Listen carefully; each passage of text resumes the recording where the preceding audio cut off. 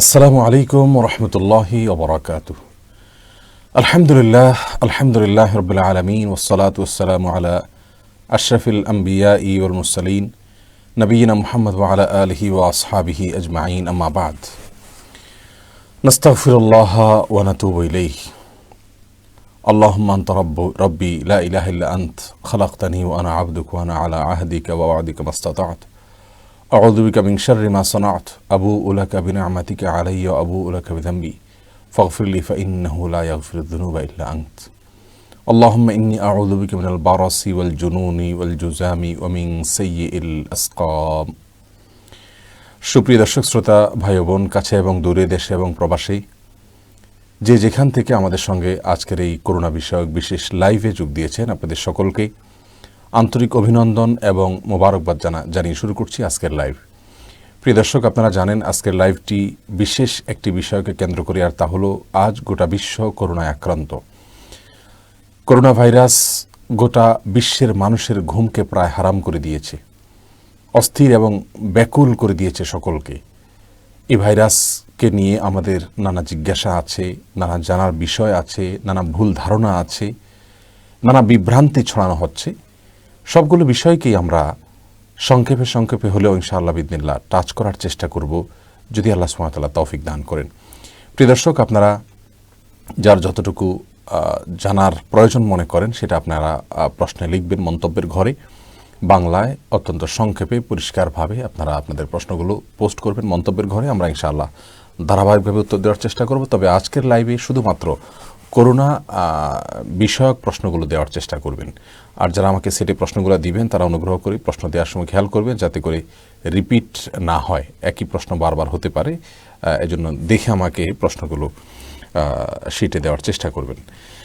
প্রিয় দর্শক, শুরুতেই কয়েকটি কথা বলে নেই, আর তা হলো আল্লাহ সুবহানাহু ওয়া তাআলা তার প্রতিটা কাজের পিছনে কোনো না কোনো হিকমত, বরং বহুমুখী হিকমত থাকে। কারণ আল্লাহ সুবহানাহু ওয়া তাআলা হাকিম, ফিআলুল হাকিম লা ইয়াখলু আনিল হিকমাহ। আল্লাহ তাআলা যেহেতু হাকিম, হিকমতওয়ালা, মহাপ্রজ্ঞাবান, এই জন্য আল্লাহ সুবহানাহু ওয়া তাআলার কোনো কাজ প্রজ্ঞা থেকে, হিকমা থেকে মুক্ত থাকতে পারে না। প্রত্যেকটা কাজের পেছনেই প্রজ্ঞা রয়েছে। এই ভাইরাস আজ গোটা পৃথিবীর আনাচে কানাচে পৌঁছে গেছে। এমনকি ইটালিতে সর্বপ্রথম যে ব্যক্তিকে আক্রান্ত করেছে, যে ব্যক্তির মধ্যে এই ভাইরাসটি পাওয়া গেছে, সেই লোকটি তিনি কখনো চীনে যানও নাই, তিনি তার আগে চীনে যাননি, এবং চীন ফেরত কোনো মানুষের সাথে তার কোনো মিশ্রণও হয়নি। তারপরেও তার মধ্যে কিভাবে এই ভাইরাস আসলো সেটা নিয়ে সকলেই অবাক। প্রিয় দর্শক, এই ভাইরাস আমরা জানতাম যে যুবকদেরকে স্পর্শ করে না বা যুবকদের তেমন কোনো ক্ষতি হয় না, অথচ আজ আমরা দেখতে পেলাম আমাদের দেশে 6 জন নতুন করে আক্রান্তের ভিতরে 10 বছরের নিচে 2 জন রয়েছে, 30 থেকে 40 বছর 2 জন রয়েছে, আর 2 জন হলেন 60 ঊর্ধ্ব। তার মানে সব বয়সের মানুষকেই এখন আমরা দেখছি এই ভাইরাস আক্রমণ করছে। আমরা জানতাম যে গরম হলে এই ভাইরাস থাকে না, শীতকালে থাকে, অথচ আমরা দেখছি গরম শুরু হওয়ার পরেও এর প্রকোপ কমছে না, বরং বেড়েই চলেছে। প্রিয় দর্শক, এ সমস্ত নানা কারণে আমরা দিশেহারা, অস্থির এবং ব্যাকুল। আমরা শুরুতেই দুটি কথা বলতে চাই, আর তা হলো আমাদের এই ভাইরাসকে কেন্দ্র করে আমল এবং আকীদাগত দুটি ত্রুটির সংশোধন করতে হবে। আকীদার সংশোধনটা সেটা হলো, মুসলিম মনে করবে কোরআনে কারিমে আল্লাহ সুবহানাহু ওয়া তাআলা যেমনটি বলেছেন, কুল লা ইউসিবানা ইল্লা মা কাতাবাল্লাহু লানা হুয়া মাওলানা ওয়া আলাল্লাহি ফালিয়াতাওয়াক্কালিল মুমিনুন। অর্থাৎ মুমিন মনে করবে যে আল্লাহ সুবহানাহু ওয়া তাআলা যা লিখে রেখেছেন এর বাইরে কোনো ক্ষতি আমাদের স্পর্শ করতে পারবে না। এটা মুমিনের বিশ্বাস থাকতে হবে। আজ আমরা করোনা ভাইরাসের ভয়ে যে পরিমাণ আতঙ্কগ্রস্ত, যে পরিমাণ হাহুতাশ করছি, এখান থেকে আমাদের ঈমানের অবস্থা কিছুটা অনুমান করা যাচ্ছে। আল্লাহ সুবহানাহু ওয়া তাআলার প্রতি তাওয়াক্কুল এবং ভরসার অবস্থা কিছুটা আঁচ আমরা করতে পারছি। প্রিয় দর্শক, আর সেজন্য আল্লাহ সুবহানাহু ওয়া তাআলার কাছে ইস্তিগফার করার সময় মনে হয় চলে আসছে। এরকম কঠিন পরিস্থিতি গোটা বিশ্বের বেশিরভাগ মানুষ আজ মৃত্যুর জন্য প্রস্তুতি নিচ্ছেন বা মৃত্যুর বিষয়টিকে চোখের সামনে দেখতে পাচ্ছেন। আমি মনে করি আত্মসংশোধনের জন্য এটা বিশাল বড় একটা সুযোগ। আল্লাহ সুবহানাহু ওয়া তাআলা আমাদেরকে সেই তৌফিক দান করুন, আমরা যেন বার্তা নিতে পারি আমাদের গুনাহের কারণেই আল্লাহ সুবহানাহু ওয়া তাআলা হয়তো আমাদেরকে পরীক্ষা নিচ্ছেন, অথবা গোটা বিশ্বের মানুষের প্রতি আল্লাহ সুবহানাহু ওয়া তাআলা গোটা বিশ্বব্যাপী জুলুম ছড়িয়ে পড়েছে, গুনাহ, পাপাচার, জেনা, ব্যভিচার, অশ্লীলতা ছড়িয়ে পড়েছে। আমি ব্যক্তিগতভাবে এর জন্য দায়ী, আমরা প্রত্যেকেই দায়ী, আমাদের প্রত্যেকেরই দায় রয়েছে। আল্লাহ সুবহানাহু ওয়া তাআলার কাছে ইস্তেগফার করি, ক্ষমা প্রার্থনা করি। আল্লাহর সাথে সম্পর্কটা আমাদের অনেক খারাপ হয়ে গেছে। শয়তান আমাদেরকে অনেক দূরে সরিয়ে রেখেছে আল্লাহর থেকে। আল্লাহর সাথে আমাদের সম্পর্কগুলোকে নতুন করে জোড়া লাগানো দরকার। আল্লাহ সুবহানাহু ওয়া তাআলার সাথে আমাদের সম্পর্কগুলোকে আবার একটু খোঁজ খবর নেওয়া দরকার। দুনিয়ার এই সমস্ত ব্যস্ততা থেকে সরে এসে আল্লাহ সুবহানাহু ওয়া তাআলার প্রতি আমরা মনোনিবেশ করি। ফাফিরু ইলাল্লাহ, আল্লাহর দিকে ধাবিত হওয়া দরকার। আল্লাহ তাআলা আমাদের সবাইকে সেই তৌফিক দান করুন। প্রিয় দর্শক, আযাব যখন, গুনাহ যখন, অপরাধ যখন ব্যাপকভাবে ছড়িয়ে পড়ে, তখন অপরাধী এবং নিরপরাধী সকলের প্রতি আল্লাহ সুবহানাহু ওয়া তাআলার পক্ষ থেকে যখন আযাব আসে, সকলকে ছেয়ে যায়। হ্যাঁ, যারা নিরপরাধ তাদেরকে আল্লাহ সুবহানাহু ওয়া তাআলা শাহাদাতের মর্যাদা দিবেন। যেমনটি হাদিস থেকে পাওয়া যায় যে মহামারীতে যদি কোনো মুসলিম, কোনো বিশ্বাসী বান্দা, কোনো ভালো মানুষ মৃত্যুবরণ করেন, তাহলে তিনি শহীদের মর্যাদা পাবেন। আর অনেক সময় অপরাধ না করেও আমরা অপরাধী হই, আর সেটা হলো কোনো অপরাধ যখন বিশ্বব্যাপী বা সমাজব্যাপী চলতে থাকে আর আমরা সেখানে নীরব দর্শকের ভূমিকা থাকি, তখন আমরা অপরাধী থাকি। আর এই জন্য কারোর প্রতি দোষারোপ না করে আসুন আমরা নিজের প্রতি নিজের দোষারোপ করি। আমরা প্রত্যেকেই কমবেশ অপরাধী, আমরা প্রত্যেকেই কমবেশ অসততার পথে চলি। এই জন্য আল্লাহর কাছে তওবা করি। আল্লাহ যেন আমাদের প্রতি সন্তুষ্ট হন, আল্লাহর সন্তুষ্ট যেন আমাদের উপর থেকে উঠে যায়। আল্লাহ যেন গোটা বিশ্ববাসীর প্রতি রহম করেন, দয়া করেন। আমাদের প্রতি আল্লাহ সুবহানাহু ওয়া তাআলা যেন ইহসান করেন, অনুগ্রহ করেন, এবং যত রকমের পরীক্ষা আছে সেগুলোতে যেন আল্লাহ তাআলা আমাদেরকে উত্তীর্ণ হওয়ার তৌফিক দান করেন। প্রিয় দর্শক, এই জন্য মুমিন হতাশ হবে না, মুমিন নিরাশ হবে না। মুমিনের ভয় হবে যে মৃত্যু তো হবেই অবধারিত, কিন্তু আমি মৃত্যুর পরে আল্লাহ সুবহানাহু ওয়া তাআলার সাথে সাক্ষাৎ করবার জন্য কি নিয়ে যাচ্ছি, আমার প্রস্তুতি কি, সেটা নিয়ে একজন মুমিন টেনশন করতে পারে, পেরেশান করতে হতে পারে। কিন্তু মৃত্যুকে নিয়ে কোনো মুমিন অন্তত অস্থির এবং ব্যাকুল থাকতে পারে না। আল্লাহ সুবহানাহু ওয়া তাআলার কাছে আমাদের দোয়া এবং ফরিয়াদ, আল্লাহ যেন আমাদের ঈমানগুলোকে মজবুত করে দেন, আমরা যেন আল্লাহর উপর তাওয়াক্কুল করতে পারি, আল্লাহর উপর ভরসা করতে পারি, রাখতে পারি। সেই সাথে এটা হলো আকীদার দিকটা, সেই সাথে আমলের দিকটা হলো এ ধরনের পরিস্থিতিতে সতর্কতার সর্বোচ্চ পন্থা অবলম্বন করতে হবে। আল্লাহ তাআলা লিপিবদ্ধ না করলে কোনো ক্ষতি আমাকে স্পর্শ করে না, সেজন্য করবে না তাই বলে আমাকে ক্ষতির মুখোমুখি হতে বা সতর্কতামূলক পদক্ষেপগুলোকে বর্জন করতে ইসলাম নির্দেশ করে না, বরং রাসূল করিম সাল্লাল্লাহু আলাইহি ওয়াসাল্লামের বিভিন্ন হাদিস থেকে আমরা সতর্কতামূলক পন্থাকে অবলম্বন করার নির্দেশনা পাই। তিনি বলেছেন, আকিলহা ওয়া তাওয়াক্কাল আলাল্লাহ। এক ব্যক্তি জিজ্ঞাসা করেছেন, তিরমিজি বর্ণনায় আসছে, ইয়া রাসূলুল্লাহ, আমি আমার ওঁটটাকে বেঁধে রেখে তারপর তাওয়াক্কুল করব, নাকি ছেড়ে দিয়ে আল্লাহর উপর তাওয়াক্কুল করব? নবী আলাইহিস সালাম বলেছেন, ওঁটের রশিকে বাঁধো, তারপরে আল্লাহর উপর তাওয়াক্কুল করো। এই হাদিসের সনদে কোনো কোনো মুহাদ্দিস যদিও বলেছেন সনদ নিয়ে যে এটি জয়ীফ, কিন্তু এর মর্ম বা এর অর্থ যে বিশুদ্ধ, এটা নিয়ে কারোর কোনো দ্বিমত নাই। আল্লাহ তাআলা আমাদের সকলকে হেফাজত করুন এবং রহম করুন। প্রিয় দর্শক, ইতিমধ্যে আপনাদের যে সমস্ত প্রশ্ন চলে আসছে, আসুন আমরা সেগুলোর উত্তর দেওয়ার চেষ্টা করি। আমির রাসেল আপনি প্রশ্ন করেছেন, বর্তমানে এই মহামারীতে কেউ মারা গেলে সে কি শহীদের মর্যাদা পাবে, আর সেটা আখিরাতের জন্য কি ফায়দা হতে পারে? ভাই আমির রাসেল যদি ঈমান নিয়ে যেতে পারেন, শিরক মুক্ত থাকতে পারেন এবং আল্লাহ সুবহানাহু ওয়া তাআলার বাধ্যগত বান্দা, অনুগত বান্দা হিসেবে চলার চেষ্টা করেন তিনি, আর এরকম মহামারীতে তার মৃত্যু হয়, তাহলে তিনি শাহাদাতের মর্যাদা পাবেন। সহিহ বুখারী হাদিসে আসছে, রাসূল করিম সাল্লাল্লাহু আলাইহি ওয়াসাল্লাম ইরশাদ করেছেন, আত-তাউনু শাহাদাতুল লিকুল্লি মুসলিম, অর্থাৎ মহামারী এটা প্রত্যেক মুসলিমের জন্য শাহাদাত এর মর্যাদা এনে দিবে। বিধায় আমরা আশা করতে পারি, যদি কোনো আল্লাহর বান্দা ইমানদার হয়ে থাকেন, নেকামলকারী হয়ে থাকেন, ইনশাআল্লাহ বিইذনিল্লাহ এটা তার জন্য আল্লাহর পক্ষ থেকে তাকে শাহাদাতের মর্যাদা এনে দিবে আখিরাতে। তবে দুনিয়াতে তিনি সাধারণ মানুষের মতোই গোসল, কাফন এগুলো আর উপযুক্ত হবেন, তাকে আখিরাতের দৃষ্টিকোণ থেকে শহীদ বলা হবে, কিন্তু দুনিয়াবী দৃষ্টিকোণ থেকে শহীদ নয়। এরপরে প্রশ্ন করেছেন দাইয়ান খান, আপনি জানতে চেয়েছেন, দেশের সার্বিক করোনা পরিস্থিতি বিবেচনায় মসজিদে জামাতে নামাজ আদায় বন্ধ করার এখন উপযুক্ত সময় নয় কি? ভাই দাইয়ান খান, বিষয়টা নিয়ে আমরা এর আগেও বারবার কথা বলেছি। মসজিদে জামাতে নামাজের জন্য যখন মুসল্লিরা উপস্থিত হন, তখন করোনা সংক্রমিত হওয়ার ভয় অনেক বেশি থাকে। এটি যেমন সত্য, সেই সাথে আমাদের দেশে পাবলিক প্লেসগুলোতে এখনও পর্যন্ত প্রচুর পরিমাণে গ্যাদারিং মানুষের রয়েছে, সেটাও সত্য।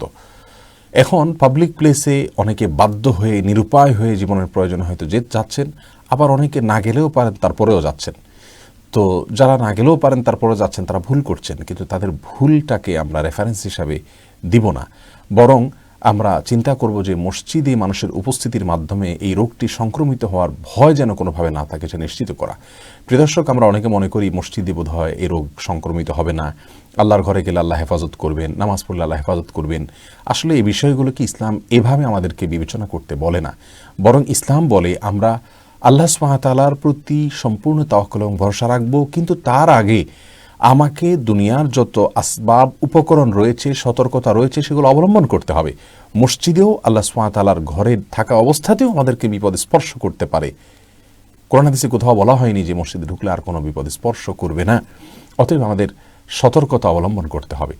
মসজিদে জামাতবদ্ধ সালাতের মধ্যে বিশেষ করে সেজদা গেলে নাক আমাদের ফ্লোরের সাথে ঘষা খায়, এবং সেখানে আমরা যতই পানি দিয়ে ধুই, যতই পরিষ্কার করি না কেন, মানুষ হাঁটে, সুন্নত এক জায়গা পড়ে, ফরজ আর জায়গা পড়ে। যদিও বারবার বলা হচ্ছে ফাউন্ডেশন থেকে সুন্নত বাসায় গিয়ে পড়তে, কিন্তু মানুষ পরিপূর্ণভাবে শুনে না, এবং এটা শোনানো সম্ভবও না, সবাইকে বোঝানো সম্ভব হয় না, সবাই জানেনও না, যার কারণে ভয়াবহতা বাড়ছে। এই জন্য আমাদের উলামা একরামের বসা উচিত এবং বিবেচনা করা উচিত। আমি অত্যন্ত আমার ক্ষুদ্র একটি অভিমত হলো যে আমাদের দেশে মসজিদগুলোতে জনসমাগমের বিষয়টিকে কমিয়ে আনা দরকার। শুধুমাত্র জুমার মধ্যে সমাগম রেখে, তাও সেটা সীমিত 15-20 মিনিটের ভিতরে প্রাথমিকভাবে রেখে আপাতত মসজিদগুলোকে অব্যাহত রাখা দরকার তার কর্মকাণ্ডগুলো, এবং জুমার যে 15-20 মিনিট বা আধা ঘন্টা বা যত অল্প সময়ের ভিতরে শেষ করা যায়, সেটাও যদি অবস্থা অবনতি না হয় তাহলে সেটা রাখা যেতে পারে।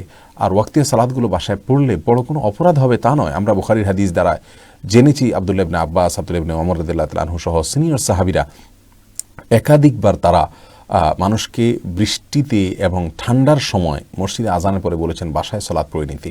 তার মানে মসজিদে জামাতের আয়োজন হয়নি, বাসায় যার যার মতো সালাত আদায় নির্দেশ করা হয়েছে। এই বিষয়টি যে করা হয়েছে সেখানে তারা কিন্তু মানুষের ক্ষতি হতে পারে সে আশঙ্কা থেকে করেছেন। আজ করোনা ভাইরাসের ভয়াবহতা কিন্তু তার চাইতে অনেক বেশি। আমরা জানি ইংল্যান্ডে মাত্র 4% মুসলমান, সেখানে করোনা আক্রান্ত রোগীদের মধ্যে 25%ই হলো মুসলমান। তার মানে ধারণা করা হচ্ছে যে মসজিদ থেকেই খুব বেশি আপনার এই সংক্রমণটা ছড়িয়েছে। তেমনিভাবে আপনার মালয়েশিয়াতে গত 2 দিন আগের যে জরিপ সেটা দেখলাম যে 1100+ মানুষ আক্রান্ত, তার ভিতরে 700+ মানুষে আক্রান্ত শুধুমাত্র একটা তাবলীগের ইজতেমা থেকে। যাই হোক, তাদের ধারণা ছিল যে আমাদের কিছুই হবে না, এবং মৃত্যুর হারও ওই লোকগুলোর মধ্যেই বেশি। প্রিয় দর্শক, আল্লাহ সুবহানাহু ওয়া তাআলা আমাদেরকে বলেননি যে আল্লাহর ঘরে বিপদ আসবে না।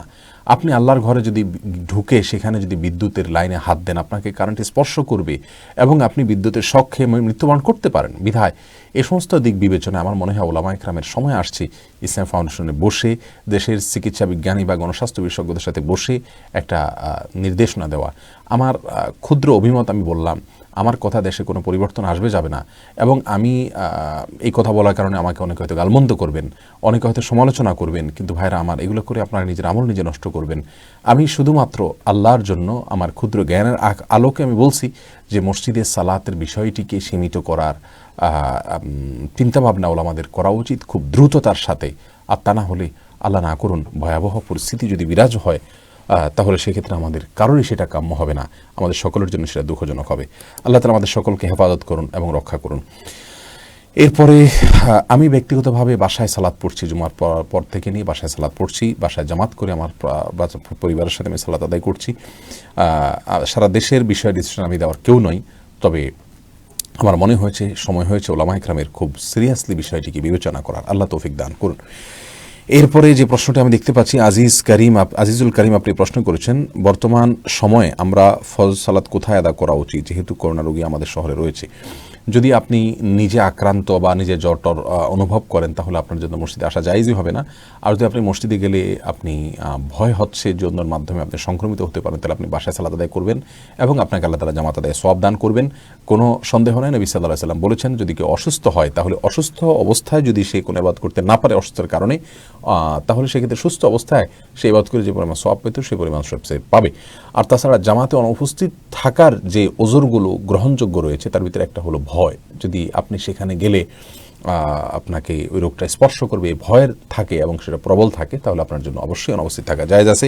সাহাবা একরাম ঠান্ডা এবং আপনার বৃষ্টিতে ক্ষতি হতে পারে, কষ্ট হতে পারে, এই ভয় থেকে বাসায় সালাতকে অ্যালাউ করেছেন রাসূল আকরাম সাল্লাল্লাহু আলাইহি ওয়াসাল্লাম করেছেন। বিধায় আমরা বাসায় সালাত আদায় করবো ইনশাআল্লাহ বিদিনিল্লাহ, কোনো অসুবিধা হবে না যদি কেউ ভয় করেন। আর যদি নিজ দায়িত্বে সকল সেফটি তিনি অবলম্বন করে আসেন তাহলে সেক্ষেত্রে তার ব্যাপারটি সম্পূর্ণ ভিন্ন। আহমদ ওয়াসিফ জাওয়াদ আপনি জানতে চেয়েছেন একজন সুস্থ ব্যক্তির জন্য এই সময় মসজিদে জামাতে সালাত ত্যাগ করার ব্যাপারে ইসলামের হুকুম কি? আমরা একটু আগেই বললাম, তিনি যদি শঙ্কিত থাকেন তাহলে বাসায় পড়তে পারেন, তার জন্য সুযোগ রয়েছে। সোহেল নরাইল আপনি জানতে চেয়েছেন করোনা নিয়ে গুজব ছড়াচ্ছে অনেক বক্তা, তাদেরকে একটু সচেতন করার জন্য অনুরোধ রইল। জি ভাই, আমি সিদ্ধান্ত নিয়েছি যে লাইভ শেষ হওয়ার পরে ইনশাআল্লাহ আমরা একটা ভিডিও বার্তা রেকর্ড করব এবং সেটা সম্ভব হলে আজকে রাতের ভিতরে আমরা প্রচার করব। বিশেষ করে যে সমস্ত বক্তা বা যে সমস্ত আলোচকগণ বা যে সমস্ত ভাইরা বন্ধুরা আমাদের বলে বেড়াচ্ছেন যে মুসলমানদেরকে করোনা ভাইরাসে আক্রমণ করবে না, মুসলমানদের কোনো ক্ষতি হবে না, এবং অনেকে বলে বেড়াচ্ছেন যে নামাজ পড়লে তাকে করোনা ভাইরাস পেতেই পারে না, অসম্ভব, এ সমস্ত বলে বলে মানুষকে সতর্কতা অবলম্বন করার যে মানুষের একটা ব্যাপার ছিল সেখান থেকে কিন্তু আমরা দূরে সরে ফেলছি আমাদের নিজেদের অজান্তে। আপনার এই কথার কারণে যদি কেউ সতর্কতা অবলম্বন করা ছেড়ে দেয় তাহলে আল্লাহর কাছে আপনি সন্দেহাতীতভাবে অপরাধী হবেন এবং আল্লাহর কাঠগড়ে আপনি আসামি হবেন। আল্লাহ তাআলা মাফ করুন, যদি সেরকম কোনো পরিস্থিতি হয় তাহলে আমরা কেউই কিন্তু রক্ষা পাবো না। আমাদের এরকম অর্বাচীন সুলভ কথাবার্তা থেকে আল্লাহ তাআলা আমাদেরকে বাঁচিয়ে রাখুন। আমি জানি গ্রামেগঞ্জে মফস্বলে অনেক বন্ধুরা এরকম সমস্যা তৈরি করছেন। কেউ মাস পড়ে মসজিদে আসছে তো বলা হচ্ছে যে তোমার আল্লাহর উপরে ভরসা নাই, ইমান নাই, এই সেই। এগুলো সবগুলো মূর্খতা, বিশ্বাস করুন এগুলো মূর্খতা, ইসলামের সাথে এগুলোর কোনো সম্পর্ক নাই। সতর্কতা অবলম্বন করতে আমাদেরকে আমাদের নবী সাল্লাল্লাহু আলাইহি ওয়াসাল্লাম নিজেই নির্দেশ করেছেন। বিধায় কোনো অবস্থাতেই আমরা এই সমস্ত মূর্খতা সুলভ কথায় কান দেব না। এবং আপনার যারা এগুলো বলছেন আপনার ফিল্ড বা মাঠ পর্যায়ে সাধারণ মানুষকে বিভ্রান্ত করছেন, আমরা তাদেরকে অনুরোধ করব আল্লাহর ওয়াস্তে মানুষকে বিভ্রান্ত করবেন না। এবং আপনাদের সাধারণ মানুষ, আমরা যারা সাধারণ মানুষ তাদের প্রতি আমার অনুরোধ থাকবে যে আমরা যেন বিভ্রান্ত না হই। আল্লাহ তাআলা আমাদের তৌফিক দান করুন। এরপরে একটা প্রশ্ন আমার কাছে করেছেন ফাতেমা নামে এক বোন ইউএসএ থেকে, যে আমাদের অনেক ভাই বোন আছেন যারা এই করোনায় দ্রব্যমূল্য বৃদ্ধি হওয়ার কারণে কষ্টে আছেন, তাদের প্রতি আমাদের সামাজিক দায়বদ্ধতা অনেক বেশি আছে। আমাদের উচিত হবে যার যার সাধ্য অনুযায়ী পাড়া প্রতিবেশী আশপাশের লোকদের কথা খেয়াল করা। আমরা অনেকেই খাদ্য মজুত করেছি এবং সেটা যদি আপনার অসৎ উদ্দেশ্যে না হয়, নিজের প্রয়োজনের জন্য সতর্কতামূলক অবস্থায় হয়, অস্বাভাবিক পর্যায়ে না হয়, অসুবিধা নেই ইনশাআল্লাহ বিদিনিল্লাহ। কিন্তু এটা যদি আপনার শুধু আমার জন্যই হয়, আমার আশপাশের কথা আমি চিন্তা না করি, আমার রক্ত, আমার নিকটাত্মীয়, আমার প্রতিবেশী, আমার অধীনস্থ লোকজন তাদের কথা চিন্তা না করি, তাহলে সেক্ষেত্রে এটা কিন্তু কোনো মুসলমানের চরিত্র হতে পারে না। মৃত্যুর ভয়ে যেখানে আমি ভীত, সন্ত্রস্ত, আতঙ্কিত, অনেকটা মৃত্যুর জন্য প্রস্তুত বলা যেতে পারে, এরকম মুহূর্তেও যদি আমরা আমাদের চরিত্রগুলোকে মুসলমানের চরিত্র হিসেবে আমরা যদি গঠন করতে না পারি তাহলে এটা দুঃখজনক বিষয়। অতএব এটা থেকে আমরা বেঁচে থাকবো এবং চেষ্টা করবো আমাদের আশপাশের ভাইদেরকে আমরা কম বেশ সহায়তা করার জন্য। ইউএসএ থেকে আরেক বোন সেলিনা আক্তার ন্যান্সি প্রশ্ন করেছেন যে এই করোনা ভাইরাসকে কেন্দ্র করে অনেকগুলো আমলের কথা ফেসবুকে, সোশ্যাল মিডিয়াতে খুব জোরে সোরে শোনা যাচ্ছে, যেমন অমুক দোয়াটি 100 বার পড়ুন, অমুকটা 1000 বার পড়ুন, এতজন মানুষ বসে এই কাজটি করুন, এবং অনেকে কোরআন খতম করছে। এগুলোর ভিত্তি কতটুকু? দেখুন, খুবই দুঃখজনক বিষয় যে আমরা ইসলামের বেসিক বিষয়গুলো না জানার কারণে কখন কি করা উচিত সেটা আমরা জানি না।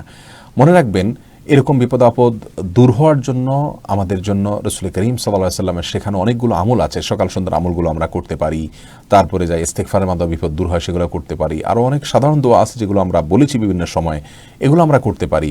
আমাদের এই ফেসবুক পেজেই একটা ভিডিও আছে যেখানে 5টি করণীয় বলা হয়েছে করোনা ভাইরাস থেকে মুক্তির জন্য বা নিশ্চিতির জন্য, হেফাজত এবং নিরাপদে থাকার জন্য, সেগুলো আমরা করতে পারি। কিন্তু এর বাইরে আপনার নিজেদের মন গড়া দোয়া বানিয়ে সেটা এতবার পড়লে এটা সওয়াব হবে, সেটা আবার একে অন্যের মধ্যে কাছে পাঠাচ্ছি, আবার কোরআন খতম করছি ভাগযোগ করে কোরআন খতম কখনো খতম হয় না। যাই হোক, এই বিষয়গুলো আমাদের খেয়াল রাখা উচিত, মনে রাখা উচিত। আমি যা প্রচার করছি সেটা সঠিক কিনা, শুদ্ধ কিনা, এর দায়িত্ব আমাকে নিতে হবে। আর তা না হলে আমি যে প্রচার করছি এর ফলে মানুষ যদি বিদআত হয়, মন গড়া কোনো কিছু ইসলামের নামে হয়, সেটা যদি মানুষ আমল করে তাহলে কিন্তু দায় আমাকে বহন করতে হবে। আল্লাহ তাআলা আমাদেরকে হেফাজত করুন এবং সঠিক যে বিষয়গুলো আছে সেগুলোকে আল্লাহ সুবহানাহু ওয়া তাআলা আমল করার তৌফিক দান করুন। এর পরের যে প্রশ্নটা আমি দেখতে পাচ্ছি সেটা হলো সোহেল নরাইল আপনার প্রশ্ন উত্তর দিয়েছি, সরি। সালমান সিদ্দিকী আপনি জানতে চেয়েছেন মহামারীতে মারা গেলে কি সবাই শহীদ? মহামারীতে মারা গেলে ইমান নিয়ে যদি যায়, আল্লাহর অনুগত বান্দা হয়, তাহলে তিনি শাহাদাতের মর্যাদা পাবেন, কাফেররা নয়। মোহাম্মদ আহসান হাবিব তাসকিন জানতে চেয়েছেন সংক্রমণ রোগ সম্পর্কে ইসলাম কি বলে, যেমন করোনা। দেখুন ভাই আহসান হাবিব, গুরুত্বপূর্ণ প্রশ্ন করেছেন। সংক্রমণ রোগ নিয়ে ইসলাম কি বলে? আমাদের সমাজে অনেক আলেমকে আমরা এখন বলতে শুনছি, তারা বলছেন যে ছোঁয়াচে রোগ বলতে কিচ্ছু নাই। এটা মোটা দাগে একটি ভুল কথা, বিনয়ের সাথে বলতে চাই, এটা ভুল কথা। কারণ হলো ছোঁয়াচে রোগ রয়েছে, এটি আজকের বিশ্বে প্রমাণিত বিষয়। আর রাসূল করিম সাল্লাল্লাহু আলাইহি সাল্লামের যে হাদিসের ভিত্তিতে তারা এটা বলে থাকেন, সেই হাদিসটি আসলে ব্যাখ্যা সাপেক্ষ। আমরা যদি নবী সাল্লাল্লাহু আলাইহি সাল্লামের যতগুলো হাদিস রয়েছে ছোঁয়াচে রোগ বিষয়ে, সেগুলো সবগুলোকে আমরা দেখি, তাহলে দেখা যায় যে প্রায় 4-5টি হাদিস রয়েছে যেগুলো প্রমাণ করে নবী সাল্লাল্লাহু আলাইহি সাল্লাম ছোঁয়াচে রোগ রয়েছে এই বিষয়টি ধারণা আমাদেরকে দিয়েছেন। আর মাত্র 1 থেকে 2টি হাদিস পাওয়া যায়, বা বলা যায় 3টি বলা যেতে পারে, যেগুলোতে দ্বারা বোঝা যেতে পারে বা যেগুলোর একটা ব্যাখ্যা হতে পারে যে ছোঁয়াচে বলতে কোনো রোগ নাই। দেখুন, লা আদওয়া ওয়ালা তিয়ারাতা, এটার তর্জমা আমরা অনেকে বলি কোনো ছোঁয়াচে রোগ বলতে কোনো কিছু নাই। দেখুন, লা আদওয়ার অর্থ সরাসরিভাবে করা সঠিক নয়, কারণ এ হাদিসেরই শেষ অংশে নবী সাল্লাল্লাহু আলাইহি সাল্লাম বলেছেন ফিররা মিনাল মাজজুম ফিরারাকা মিনাল আসাদ। যার কুষ্ঠ বা সে যুগে বিশেষ কুষ্ঠ হয়তো ছিল যেটা অন্যের মধ্যে সংক্রমিত হতো, নবী সাল্লাল্লাহু আলাইহি সাল্লাম তার থেকে দূরে থাকতে বলেছেন। আপনি হয়তো বলবেন যে দূরে থাকতে বলেছেন এই জন্য যেন তিনি তার দ্বারা কোনোভাবে আক্রান্ত হলে তার আবার আকীদা না হয় যে এর থেকে আক্রান্ত হয়েছে, এই জন্য দূরে থাকতে বলেছেন। তাহলে বনী সাকিফের যেই ব্যক্তিকে নবী সাল্লাল্লাহু আলাইহি সাল্লাম নিজে তার সাথে হাত মিলাননি, মুসাফা করেননি তার সাথে বা তার বায়াতের জন্য, তিনি নিজে কেন করেন নাই? তার তো ব্যাপারে তো এই শঙ্কাটা ছিল না।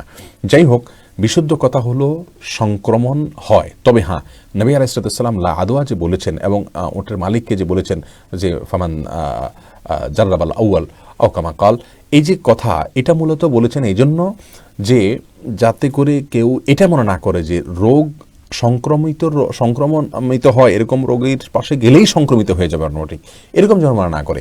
নবী আলাইহিস সালাম এখানে আকীদার বিষয়টিকে সংশোধন করার চেষ্টা করেছেন, অর্থাৎ তিনি বোঝাতে চেয়েছেন যে রোগ নিজে নিজে সংক্রমিত হয় না, তবে আল্লাহ সুবহানাহু ওয়া তাআলা চাইলে অবশ্যই কিছু কিছু রোগ আছে এগুলো সংক্রমিত হয়ে থাকে।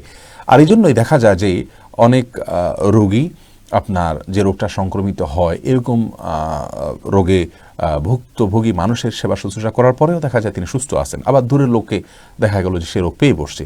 আমরা দেখছি যে এই যে করোনা ভাইরাসই ইতালিতে সর্বপ্রথম যে ব্যক্তির মধ্যে পাওয়া গেল, তিনি চায়নায় জানো নাই, আবার চায়না ফেরত করে মানুষের সাথে মেশেনও নাই, অথচ তিনি প্রথম ব্যক্তি ইতালির, তার শরীরে কীভাবে গেল আমরা কেউই কিন্তু বুঝতে পারছি না। আবার অনেক লোক আছেন যারা রোগীর সাথে মেশার পরেও তাদের কিন্তু সংক্রমণ হয়নি। আমরা বলবো রোগ প্রতিরোধ ক্ষমতার বিষয়টি, এর বাইরে রোগ প্রতিরোধ ক্ষমতার বাইরেও আল্লাহ সুবহানাহু ওয়া তাআলা ফয়সালা বিষয়টি রয়েছে, অর্থাৎ একজন ইমানদার মনে করবে রোগ নিজে নিজে সংক্রমিত হতে পারে না। লা আদওয়া বলতে নবী সাল্লাল্লাহু আলাইহি ওয়াসাল্লাম সেটাকে, অর্থাৎ রোগ নিজে নিজে সংক্রমিত হতে পারে না, এটা বোঝাতে চেয়েছেন। কিন্তু নবী সাল্লাল্লাহু আলাইহি ওয়াসাল্লাম অন্য হাদিসগুলোকে তাকাইলে আমরা দেখি তিনি সেগুলো দ্বারা বুঝিয়েছেন যে সংক্রমিত হয়। অতএব রোগ সংক্রমিত হয় এবং আপনার ছোঁয়াচে রোগ এর অস্তিত্ব আছে, ইসলামে এটাকে স্বীকার করে, এটা হলো বিশুদ্ধতম মত। নবী আলাইহিস সালাম লা আদওয়া এই কথার ব্যাখ্যা দুইভাবে বা একাধিকভাবে উলামা ইকরাম দিয়েছেন, আমরা শুদ্ধ মনে করি যেটি সেটিকে আমরা বলেছি। আল্লাহু আ'লাম বিসওয়াব। এরপরে প্রশ্ন দেখতে পাচ্ছি আবু তাহের, আপনি প্রশ্ন করেছেন বাবা জীবিত থাকতে খারাপ ব্যবহার করেছি। দেখুন, এটা করোনা রিলেটেড প্রশ্ন নয়, এই সমস্ত প্রশ্নগুলো সেটে না দেওয়ার জন্য অনুরোধ করছি। এগুলো আমাদের প্রায়োরিটি থাকবে করোনা রিলেটেড প্রশ্নকে। তারপর আপনি প্রশ্ন করেছেন, বলে ফেলি, বাবা জীবিত থাকতে খারাপ ব্যবহার করেছেন, বাবা মৃত, ক্ষমা পাওয়ার রাস্তা কি? আপনি বাবার পক্ষ থেকে সাদাকা করবেন, তার আমল নামায় সওয়াব যুক্ত হতে পারে এরকম আমলগুলো করবেন। যেমন আপনি দোয়া করবেন তার জন্য, আপনি দোয়া করলে এটা তার উপকারে আসবে মৃত্যুর পরে, নবী সাল্লাল্লাহু আলাইহি ওয়াসাল্লাম সেরকম বলেছেন। আর সেই সাথে তার যে দুনিয়াতে যে সমস্ত বন্ধুবান্ধব ছিলেন, অথবা তার ভাই, তার নিকটাত্মীয়, তার সহপাঠী, যাদের সাথে তাদের উঠা বসা ছিল, তাদের সাথে তার মতো সময় আচরণ করবেন এবং তার পক্ষ থেকে সাদাকা, দোয়া আল্লাহর কাছে এগুলো করতে থাকবেন এবং তওবা ইস্তেগফার করবেন। আল্লাহ সুবহানাহু ওয়া তাআলা তাকে সন্তুষ্ট করবেন ইনশাআল্লাহ বিইذنিল্লাহ। মোহাম্মদ ওয়ালিউর মোকাররাবিন, আপনি জানতে চেয়েছেন বাংলাদেশের প্রেক্ষাপটে জুমা আর জামাতের নামাজ পড়ার ব্যাপারে কিছু বলুন। আমরা বলেছি একটু আগেই, বিস্তারিত সেখান থেকে শুনে নেবেন ইনশাআল্লাহ বিদিনিল্লাহ। ওসমান রাকিব জানতে চেয়েছেন করোনা ভাইরাসের কারণে সবাইকে পরোক্ষভাবে পর্দা করতে দেখছি, আসলে পর্দার গুরুত্বটা ইসলামে কত জরুরি? ভাই ওসমান রাকিব, করোনা ভাইরাসের কারণে আপনি সবাইকে পর্দা করতে দেখছেন, এটা নিয়ে ট্রল করার কিছু নাই। তবে হ্যাঁ, যারা পর্দা নিয়ে এতদিন মজা করেছিল তাদের জন্য অবশ্যই শিক্ষা রয়েছে সেখানে। যারা একসময় আমরা জানি ফ্রান্সের মতো দেশ যেখানে নেকাব পরা নিষিদ্ধ ছিল, সেখানে এখন নেকাব পরা বাধ্যতামূলক, অর্থাৎ পুরুষ নারী সবাই মুখ বন্ধ করে চলতে, মুখ ঢেকে চলতে বাধ্য। যদি কারো খোলা থাকে তার জন্য বরং তারা কঠোর আইনি পদক্ষেপের কথা বলছেন। তো আল্লাহ সুবহানাহু ওয়া তাআলার যে বিধান, এই বিধানটি আপনার এটা কি কখনোই ট্রল করা উচিত নয়। না হলে আল্লাহ সুবহানাহু ওয়া তাআলা আমাদেরকে বাধ্য করতে পারেন কখনো সেটিতে আমাদেরকে ফিরে আসার জন্য।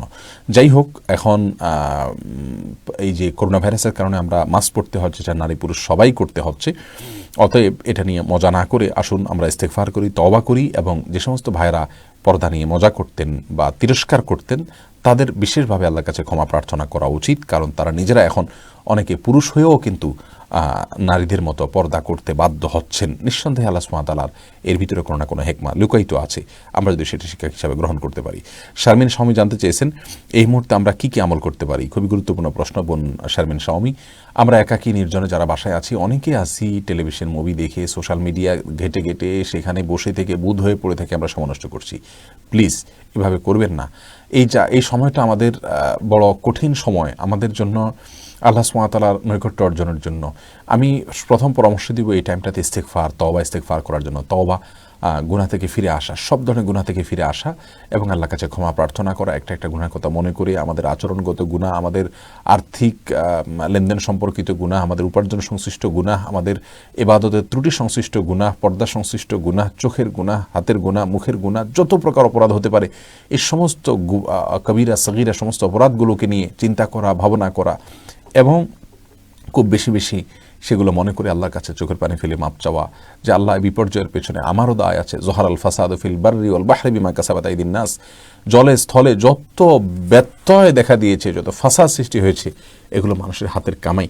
অতএব নিজে সেটার দায়কে বহন করে আল্লাহ সুবহানাহু ওয়া তাআলার দিকে ধাবিত হই এবং ইস্তেগফার করি। এটা হলো প্রথম আমল। সারা দিন ধরে এটা করি আর আল্লাহর স্মরণটা খুব বেশি বেশি করি, আল্লাহর জিকিরটা খুব বেশি বেশি করি, মনে মনে আল্লাহ সুবহানাহু ওয়া তাআলাকে স্মরণ করি, আল্লাহ সুবহানাহু ওয়া তাআলার স্মরণকে অন্তরের ভিতরে জাগ্রত রাখি এবং আল্লাহ সুবহানাহু ওয়া তাআলার কথা মনে করে চোখের পানি ফেলি, আল্লাহর কাছ সাথে একটু কথা বলি। এখন সময় হলো আল্লাহর সাথে কথাবার্তা বলার, মুনাজাত মা আল্লাহ। আল্লাহ আমি পাপিষ্ঠ, আল্লাহ আমি অপরাধী, যদি আপনি আমার উপর সন্তুষ্ট থাকেন আমাকে ক্ষমা করেন, এবং তারপরে আমি যদি এই রোগে চলেও যাই আমার আর তো আপত্তির জায়গা নাই আল্লাহ, কারণ আমার অনন্ত অসীমকালের জান্নাতের অপেক্ষা আমার সামনে রয়েছে। আর যদি আল্লাহ আমার অপরাধ অবস্থায় থাকে, আপনি আমার উপর অসন্তুষ্ট থাকেন আর এই অবস্থায় আমার চলে যেতে হয়, তাহলে একজন ঈমানদার মানুষ হিসাবে, একজন আল্লাহ আপনার গোলাম হিসাবে এটা আমার জীবনের সবচাইতে বড় ব্যর্থতা, আমার জীবনের সবচাইতে বড় দুঃখ, যে দুঃখের শুরু হবে হয়তো শেষ হওয়া অনেক কঠিন হবে। প্রিয় দর্শক, এই জন্য আমরা দ্বিতীয় কাজ হলো আল্লাহর সাথে কথা বলবো। অবসর সময়গুলোতে ইস্তেগফার তওবার পাশাপাশি আল্লাহর সাথে কথা বলবো, মুনাজাত করব। আল্লাহ তাআলা বড় পছন্দ করেন বান্দা যদি আল্লাহর কাছে ছোট হয়ে আসে, তুচ্ছ হয়ে আসে, হোক না আমরা বিপদগ্রস্ত হয়ে ফিরে আসছি তো আল্লাহ সুবহানাহু ওয়া তাআলা আমাদেরকে সুযোগ দিয়েছেন, আমরা সুযোগটাকে গ্রহণ করব। 5 ওয়াক্ত সালাতকে খুব ইহতিমামের সাথে ধীরে সুস্থে ঠান্ডা মাথায় অর্থ সহকারে বুঝে শুনে আমরা আদায় করব। সেই সাথে কোরআনে কারীমের সাথে খুব বেশি সংশ্লিষ্টতা অর্জন করব, বিশেষ করে অর্থ সহ কোরআন বোঝার চেষ্টা করব, কোরআন তেলাওয়াত করব, কোরআনের অর্থ বুঝব এবং তওবা করে সংকল্প করব জীবনটাকে পরিবর্তন করবার জন্য, সুন্দর পথে থাকার জন্য। সেই সাথে একটি হাদিস গ্রন্থ নবী আলাইহিস সালামের সিরাত এগুলো পড়তে পারি, ইসলাম সম্পর্কে নলেজ অর্জন করতে পারি, গোটা পরিবারের লোকদেরকে বা আশপাশের লোকদেরকে সবাইকে সচেতন করতে পারি, দাওয়াত দিতে পারি, অর্থাৎ উত্তম কাজের মাধ্যমে আমরা সময়গুলো কাটাবো। আর আমি একা বাঁচার চেষ্টা না করে আমার আশপাশের যারা আছেন তাদেরকে বাঁচানোর চেষ্টা বলতে আমি এটা বলছি না যে সবার সাথে মেলামেশা করা, অবশ্যই মেলামেশা করা, বরং তাদের জন্য ক্ষতিকর, সমাজের জন্য ক্ষতিকর। আমরা সোশ্যাল ডিস্টেন্স হলো এই রোগের জন্য সবচাইতে বড় আপনার প্রতিষেধক বলতে পারি, যার কারণে আমরা সোশ্যাল ডিস্টেন্স বজায় রেখে আমরা একে অন্যের খোঁজখবর নিব, আত্মীয় স্বজনের খোঁজখবর নিব, চেষ্টা করব দান সাদকা করার। আমরা সুন্নাহ ফাউন্ডেশন থেকেও চেষ্টা করছি ইনশাআল্লাহ বিদিনিল্লাহ। অভাবী যারা কষ্টে আছেন, দ্রব্যমূল্য বেড়ে যাচ্ছে বা দুর্ভিক্ষের মতো ভয়াবহতা পরিস্থিতি আল্লাহ না করুক যদি হয়, তাহলে মানুষ কষ্টে পাবেন, তাহলে এখন থেকে আমরা কোনো উদ্যোগ নিতে পারি কিনা সেটা আমরা ভাবছি। আল্লাহ তাআলা তৌফিক দান করুন। প্রিয় দর্শক, এই হলো মোটামুটি করণীয় সম্পর্কে আপনি জানতে চেয়েছেন। বোন শারমিন শাওমি, আপনাকে এগুলো পরামর্শ দিলাম আপনার মাধ্যমে সবাইকে। ফয়সাল হোসেন, আপনি জানতে চেয়েছেন অনেকে করোনা ভাইরাসের সংক্রমণের জন্য বুকে হাত দিয়ে মুসাফা করে, এটা কি ঠিক? না, মুসাফা বুকে হাত দিয়ে করার কোনো প্রয়োজন নাই। ইসলামী শরীয়ত বুকে হাত দিয়ে মুসাফা করার কথা বলেনি। সংক্রমণের ভয়ে আমরা যদি মুসাফা করতে না পারি, আল্লাহ সুবহানাহু ওয়া তাআলা আমাদেরকে ইনশাআল্লাহ বিদিনিল্লাহ মুসাফা করার সওয়াব দান করবেন। কারণ হলো আমরা করতে পারছি না বিশেষ কারণে, মুসিবতের কারণে, কিন্তু ইনশাআল্লাহ বিদিনিল্লাহ আল্লাহ সুবহানাহু ওয়া তাআলা আমাদেরকে এর আজার এবং সওয়াব দান করবেন। অতএব এটা নিয়ে আমাদের অন্তত পেরেশান হওয়ার মতো কোনো কিছু নাই, আর বুকে হাত দিয়ে মুসাফা করার কোনো প্রয়োজন নাই। এরপরের প্রশ্ন, ফারহানা ফেরদাউস দীপু, আপনি জানতে চেয়েছেন পর্দা মেনেই চলি, বাহিরে কেউ চুল দেখে না, কিন্তু চুল কিছু সাদা হয়েছে, স্বামী চায় কলব করতে। দেখুন, এই ধরনের প্রশ্ন আজকে এই লাইভে অন্তত করবেন না। যারা প্রশ্ন দিচ্ছেন মেহরবানি করে প্যানেল থেকে আপনারা এই প্রশ্নগুলো দেখে দেখে দেওয়ার চেষ্টা করেন। জি, স্বামী চাইলেও কালো কলাপ করবেন না, কালো কলাপ জায়েজ নেই। নবী আলাইহিস বলেছেন জন্নবুস সাওয়াদ, কালো থেকে তোমরা বিরত থাকো কলপ করার ক্ষেত্রে। অন্য কালার করতে পারেন, মেহেদি কালার ইত্যাদি ইত্যাদি, বা অন্য কোনো কালার, যদি কোনো প্রলেপ তৈরি না হয় চুলের উপরে আলাদা। এরপরে সাদিকুল এসকে, আপনি প্রশ্ন করেছেন করোনা থেকে বাঁচার জন্য কি কি আমল করা দরকার। অনেকগুলো আমল করা যেতে পারে, তার ভিতরে একটি আমলের কথা আমরা বলতে পারি যে করোনা থেকে আত্মরক্ষার জন্য সবচেয়ে বড় আমল যেটা প্রথম, ওইটা হলো ইস্তেগফার করা, আল্লাহর কাছে লজ্জিত হয়ে তওবা করা। আমাদের পাপের কারণে, অপরাধের কারণে আল্লাহ তাআলা কোনো সতর্ক তা জারি করছেন সেরকমটি মনে করা, এবং সেই চিন্তা থেকে আল্লাহর কাছে লজ্জিত হয়ে সমস্ত কৃতকর্মের জন্য, অপরাধগুলোর জন্য আল্লাহর কাছে ক্ষমা চেয়ে নতুন করে জীবন গড়ার সংকল্প করা। এটা হলো প্রথম করণীয়। আর দ্বিতীয় করণীয় হলো যতগুলো সতর্কতামূলক পন্থা অবলম্বন করতে আমাদেরকে স্বাস্থ্য বিশেষজ্ঞগণ, গণস্বাস্থ্য বিশেষজ্ঞগণ বলছেন, সেগুলোকে মেনে চলা। আর সেই সাথে এরই অংশ হিসাবে আপনার গণসমাগম অথবা আপনার মানুষের ভিড়, এগুলোকে এড়িয়ে যথাসম্ভব চলার চেষ্টা করা। আর তৃতীয়ত, এই সমস্যা থেকে বাঁচার জন্য বিশেষ কিছু দোয়া পড়া, সকাল সন্ধ্যার দোয়াগুলো পড়া। আমাদের সকাল সন্ধ্যার দোয়ার যে বইটা আছে, এই বইটা আপনারা সংগ্রহ করতে পারেন, অথবা আমাদের www.as-sunnahfoundation.org এই ওয়েবসাইটে গেলে সেখানে PDF পাবেন, সেখান থেকে পড়ে নিতে পারেন। সকাল সন্ধ্যার দোয়াগুলো পড়েন ভালো করে, এবং বিশেষভাবে আল্লাহুম্মা ইন্নী আউযু বিকা মিনাল বারাসি ওয়াল জুনুনি ওয়াল জুজামি ওয়া মিন সাইয়্যিল আসকাম। আল্লাহুম্মা ইন্নী আউযু বিকা মিনাল বারাসি ওয়াল জুনুনি ওয়াল জুজামি ওয়া মিন সাইয়্যিল আসকাম। এই দোয়ার মধ্যে দুরারোগ্য ব্যাধি থেকে বাঁচার জন্য দোয়ার কথা বলা হয়েছে। অতএব এই দোয়া পড়তে পারেন, আশা করা যায় আল্লাহ তাআলা এর মাধ্যমেও রক্ষা করবেন। বাসা থেকে বের হওয়ার সময় বিসমিল্লাহ তাওয়াক্কালতু আল্লাহ বলে বের হবেন, এবং নতুন কোনো জায়গায় গেলে আউযু বিকালিমাতিল্লাহি তাম্মাতি মিন শাররি মা খালাক এটা পড়বেন। নিরাপত্তার জন্য যতগুলো দোয়া আছে এক কথায় সেগুলো বিশেষ করে পড়বেন। এটা হলো আরেকটি গুরুত্বপূর্ণ আমল। সেই সাথে আল্লাহ সুবহানাহু ওয়া তাআলার কাছে বিশেষভাবে তওবা ইস্তেগফারের পাশাপাশি আল্লাহর কাছে বিশেষভাবে দোয়া করবেন, প্রার্থনা করবেন, এবং সবসময় এটুকু বিশ্বাস রাখবেন যে আল্লাহ সুবহানাহু ওয়া তাআলা যা ফয়সালা করবেন তার ব্যতিক্রম কোনো কিছু হবে না, তার ভিন্ন কোনো কিছু হবে না, এবং আমাদের জন্য যা কল্যাণের আল্লাহ সুবহানাহু ওয়া তাআলা সেটাই করবেন। এই বিশ্বাসের জায়গাটুকু থাকতে হবে। আল্লাহ তাআলা তৌফিক দান করুন। এরপরে প্রশ্ন, ডালিয়া মাসুদ, আপনি জানতে চেয়েছেন মসজিদে জামাত হচ্ছে, তারপরে সতর্ক থাকার জন্য বাসায় সালাত পড়া কি ঠিক হবে? জি, আপনি পড়তে পারেন। যদি আপনার ভয় হয় আর সেখানে গেলে আপনি সংক্রমিত হতে পারেন, বাসায় সালাত পড়তে পারেন, সে সুযোগ আপনার আছে। মাহবুবা তাজরিন, আপনি জানতে চেয়েছেন করোনা ভাইরাসের জন্য যে পোশাক ডাক্তারকে পড়তে হচ্ছে, সেটা আমরা যারা বোরকা পরি তারা কিভাবে পরব? যদি বোরকার উপরে পরা যায়, উপরে পরবেন বোরকার উপরে। আর যদি বোরকা খুলে আপনি পরেন, আপনার শরীরের সৌন্দর্য প্রদর্শিত না হয়, তাহলে তো আপনি খুলেও পড়তে পারেন, যেটা আপনার জন্য সুবিধা হয় সেটাই আপনি করবেন। আর এটা বিশেষ অবস্থা, বিশেষ প্রয়োজন যেহেতু ছাড় রয়েছে, চেষ্টা করবেন যতটুকু সম্ভব নিজের সৌন্দর্য লুকিয়ে এই পোশাক পরিধান করার জন্য। সেটা বোরকার উপরে সম্ভব হলে খুব ভালো কথা। আর যদি বোরকার উপর পড়ার সমস্যা হয় তাহলে বোরকা খুলে পরবেন, কিন্তু এমন পোশাকের উপরে পরবেন যাতে করে আপনার শরীরের কোনো অঙ্গ প্রত্যঙ্গ ফুটে না উঠে যথাসম্ভব। ডালিয়া মাহিদ, আপনি জানতে চেয়েছেন স্বপ্নে পাওয়া দোয়া পড়লে কি ঠিক? স্বপ্নে পাওয়া দোয়া যদি কোরআন হাদিসের দোয়া হয় পড়তে পারেন, কিন্তু এটাকে আপনার খুব একটা অথেন্টিক মনে করা এবং এটাকে সুন্নাহ সম্মত দোয়াগুলো বা সুন্নাহ থেকে বর্ণিত, নবী সাল্লাল্লাহু আলাইহি ওয়াসাল্লাম থেকে বর্ণিত বিশেষ সময়ের দোয়াগুলোর মতো এরকম গুরুত্ব দিয়ে পড়া উচিত নয়। আর স্বপ্ন, ইমানদারের স্বপ্নের মাধ্যমে যদি কোনো ভালো আমলের কথা জানতে পারেন তিনি আমল করতে পারেন, কিন্তু এটা অন্যদেরকে বলে বেড়ানো এবং অন্যরাও সেটাকে সুন্নাহ মাসনুন দোয়াগুলোর মতো গুরুত্ব আরোপ করা বা সেরকম গুরুত্ব দেওয়া এটা সঠিক নয়। এমডি আলাউদ্দিন জানতে চেয়েছেন ইসালে সওয়াব সম্পর্কে জানতে চাই। ইসালে সওয়াব মানে হলো সওয়াব পৌঁছানো। আমরা আজকে এই বিষয়ে প্রশ্ন উত্তর দিচ্ছি না। আফরোজ টি আশিক আপনি জানতে চেয়েছেন করোনা প্রতিষেধক আপনারা কোরআন ও সুন্নাহ অনুযায়ী কোনো সমাধান পেয়েছেন? দেখুন, করোনার প্রতিষেধক আবিষ্কারের জন্য কোরআন আসেনি। কোরআন আসছে বিশ্ব মানবতাকে তার সঠিক পথে পরিচালিত করবার জন্য, দুনিয়াতে চলার জন্য, দুনিয়া যে জ্ঞান বিজ্ঞান অর্জন করার দরকার আছে এটার সমাধান দেওয়ার জন্য কোরআন কিন্তু আসেনি। কোরআন আসছে মানুষ দুনিয়াতে কিভাবে সঠিক পথে থাকবে, মানুষ কিভাবে হেদায়েতের উপরে থাকবে, মানুষ কিভাবে মানুষ হয়ে থাকবে, মানুষ কিভাবে তার আখিরাতের জন্য উপযোগী কর্মকাণ্ডের মধ্যে থাকবে সেই দীক্ষা দেওয়ার জন্য। অতএব কোরআন থেকে এটার চিকিৎসার ঔষধ বা এটার চিকিৎসা বা এটার ঔষধ বা এটার প্রতিষেধক আবিষ্কার করা জরুরি নয়। তবে এটা ঠিক যে কোরআনে কারীম থেকে আমরা যে ইয়েটা পাচ্ছি, বার্তা বা মেসেজ পাচ্ছি, সেটা হলো যে আমাদেরকে এই অবস্থায় আল্লাহর দিকে ধাবিত হতে হবে। যে কোনো বিপদ আপদ আসে, জহরাল ফাসাদ ফিল বাররি ওয়াল বাহরি বিমা কাসাবাত আইদিন নাস, স্থলে জলে যত সমস্যা দেখা দেয় মানুষের হাতের উপার্জন। অতএব মানুষকে তওবা করতে হয়, ইস্তেগফার করতে হয়, আল্লাহর দিকে ধাবিত হতে হয়। এরপরে প্রশ্ন দেখতে পাচ্ছি কাউসার আহমেদ করেছেন করোনা ভাইরাস এবং বর্তমান পরিস্থিতিতে কি ভিডিও কলের মাধ্যমে বিয়ে করা যাবে? হয়তো আপনার করোনা পরিস্থিতির কারণে অনেকে বিয়ে শাদী হয়তো আগে থেকে শিডিউল ছিল, এখন করে ফেলতে চাচ্ছেন। জি হ্যাঁ, বিয়ে শাদী আপনি যদি ভিডিও কলের মাধ্যমে করতে চান তাহলে সেক্ষেত্রে আপনি করতে পারেন, অসুবিধা নেই। তবে আপনাকে মনে রাখতে হবে আপনার